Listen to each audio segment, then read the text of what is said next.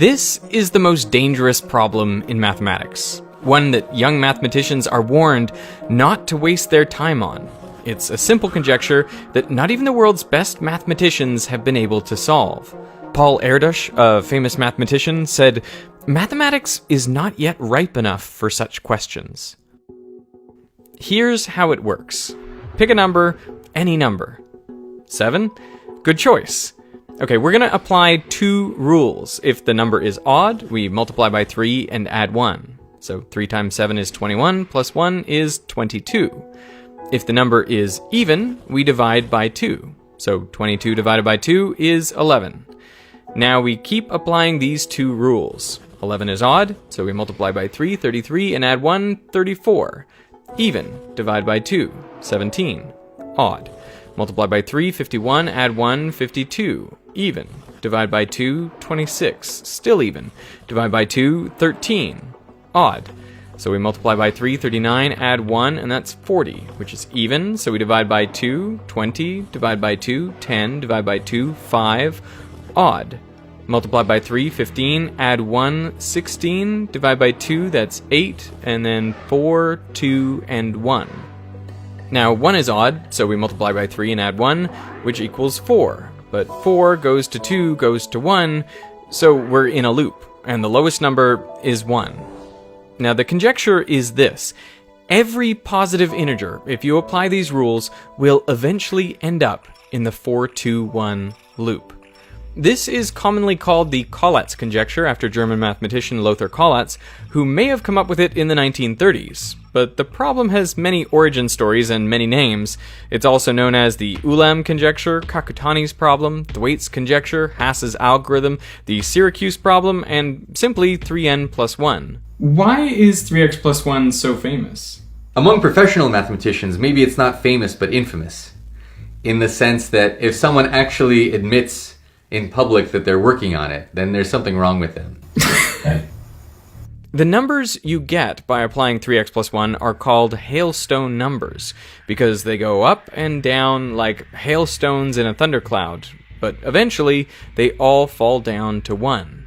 Or at least, we think they do. Geoffrey Ligarius is the world authority on 3x plus 1. The first time I met him, I was a senior in college, and he pulled me aside and he said, "Don't do this.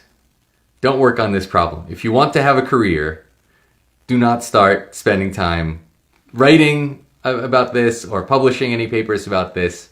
Do real math for a while to establish yourself." Alex Kontorovich didn't listen. He and Yakov Sinai looked at the paths of the hailstone numbers. Were there any patterns? Well, obviously all of them end up at 1, but what about the paths they take to get there? The pattern is randomness. Here is the sequence of a large number chosen at random. The graph peaks and then drops so low that you can't really see what's happening at this scale. But if you take the logarithm, you find this wiggly graph with a downward trend. It looks kind of like the stock market on a bad day. And this is no coincidence. Both are examples of geometric Brownian motion. That means if you take the log and remove the linear trend, the fluctuations are random. It's like flipping a coin each step. If the coin is heads, the line goes up. Tails, it goes down. 3x plus 1 is just like the random wiggles of the stock market. Over long enough periods, the stock market tends to trend upwards, while 3x plus 1 trends down. Another way to analyze 3x plus 1 is by looking at the leading digit of each number in a sequence. Here are the hailstone numbers starting with 3 as the seed. And we can count up how many numbers start with a 1, how many start with a 2, how many start with a 3, and so on to make a histogram. We can do the same thing for the sequence that starts with 4, that's a short one, and for the sequences that start with 5, 6, and 7. Again, for each sequence, we're just counting up how many numbers start with each digit 1 through 9 and adding that to our histogram. If you keep doing this for more and more numbers, eventually the histogram settles into a stable pattern. For the first billion sequences, you'll find 1 is by far the most common leading digit. 30% of all numbers start with 1. Around 17.5% start with 2, 12% start with 3, and the frequency decreases for higher digits. fewer than 5% of all the numbers start with 9. Now, this pattern is not unique to 3x plus 1. It actually comes up everywhere, from the populations of countries to the value of companies, all the physical constants and the Fibonacci numbers, just to name a few. The distribution is known as Benford's law. And it is even used to detect fraud. If all the numbers on your income tax forms obey Benford's law, then, well, you're probably being honest. If not, you may be hiding something. In elections, Benford's law can be used to spot irregularities, though you have to apply it correctly.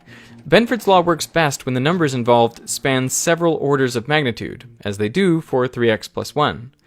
But Benford's law can't tell us whether all numbers will end up in the 4-to-1 loop or not. For that, we need a different sort of analysis. At first glance, it seems strange that when you apply 3x plus 1, all numbers should end up at 1. Consider that there are the same number of odd and even numbers, but odd numbers are more than tripled, while even numbers are only cut in half. Therefore, it seems like every sequence on average should grow, not shrink.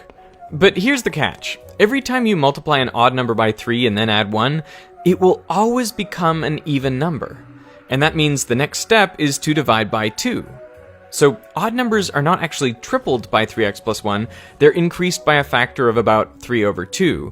I'm neglecting the plus 1 because it's insignificant for large numbers.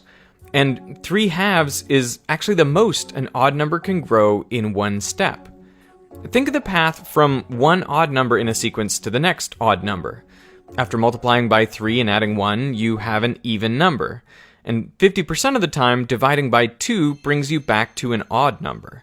But a quarter of the time, you can divide by 4 before you get to the next odd number. So for a quarter of numbers, the next one in the sequence will be 3/4 of its initial value. An eighth of the time, you can divide by 8 before getting to the next odd number. And a 16th of the time, you can divide by 16, and so on. If you take the geometric mean, you find, on average, to get from one odd number to the next one, you multiply by 3 over 4, which is less than 1. So, statistically speaking, 3x plus 1 sequences are more likely to shrink than grow. Take 341, for example. Multiply by 3 and add 1, you get 1024, which you can divide by 2, and then divide by 2 again, and again, and again, and again, 10 times in total until you're down to 1. One way to visualize these paths of numbers in 3x plus 1 is simply to show how each number connects to the next one in its sequence. This is called a directed graph. It looks like a tree, or a series of little streams that flow into each other. If the conjecture is true, it means that every single number is connected to this graph. Every tiny stream all the way out to infinity eventually flows into the massive river of 4, 2, 1. Some mathematicians have modified this visualization by rotating the graph at each number, anti-clockwise if it's an odd number, and clockwise if it's even. And then you end up with a structure that looks like a coral or seaweed. And by adjusting the degree of rotation for odd and even numbers, you can create these beautiful, organic-looking shapes. Now, there are two ways the conjecture could be false. There could be a number somewhere, some seed, that starts a sequence of numbers that grows to infinity. For whatever reason, it doesn't obey the same numerical gravity as all of the other numbers. Another possibility is there exists a sequence of numbers that forms a closed loop. All the numbers in this loop would be unconnected to the main graph. But thus far, no loop or sequence that shoots off to infinity has been found. And not for lack of trying. Mathematicians have tested by brute force every single number up to 2 to the 68. That's 295 quintillion, 147 quadrillion, 905 trillion, 179 billion, 352 million, 825,856 numbers. We know for certain that every single one of those numbers eventually comes back down to 1. We have tested nearly 300 quintillion numbers, and none of them disproves the conjecture. In fact, given this information, mathematicians calculate that any loop other than 421 must be at least 186 billion numbers long. Now, we've tested by brute force all numbers up to 2 to the 68, and they all obey the Collatz conjecture. And you might be thinking that, well, we should have found a counterexample by this point. But on the scale of all numbers, 2 to the 68 is nothing. I mean, the Polya conjecture, proposed in 1919 by George Polya, asserted that the majority of natural numbers up to any given number have an odd number of prime factors. The conjecture was eventually proven false by C. Brian Hasselgrove in 1958, when he identified a counterexample. What's remarkable is the value of this counterexample was 1.845 times 10 to the 361. That's some 10 to the 340 times bigger than all the numbers checked for 3x plus 1. If we're going to find it, we have to find it by some intelligent process and not by guess and check. I had been on team 3x plus 1 for 20 years, and then this point of view, I realized that, like, what do we really know? What? It's very hard to prove a theorem that's false. And so, could it be that everyone's struggling to prove this thing because it's not actually true? And 2 to the 60 is not a lot of evidence. And even the statistical version is maybe true and not evidence for the non-existence of a divergent trajectory somewhere in the 3x plus 1 sequence. Of course, there is another option, and that is that we'll never know, that the problem is undecidable. In 1987, John Conway created a generalization of 3x plus 1. It was a mathematical machine that he called Fractran, and he was able to show this machine is Turing complete, which means it can do anything a modern computer can do. But it also means that it's subject to the halting problem, a chance that the machine never stops running and so doesn't give you an output. And this does not prove that 3x plus 1 is also subject to the halting problem, but it is possible that given what we know, we may never prove the Collatz conjecture true or false. You're going to be taught in school that we know a bunch of stuff, and it's a lie. They're all lies. Here's this stupid little problem. Come on. Really? We can't solve this? Really? You know, it just shows that math is hard. If anything, it shows that all of the things that we can solve are miracles.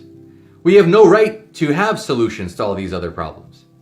For my whole life, I've thought of numbers as these incredibly regular things, full of patterns, symmetry, and repetition.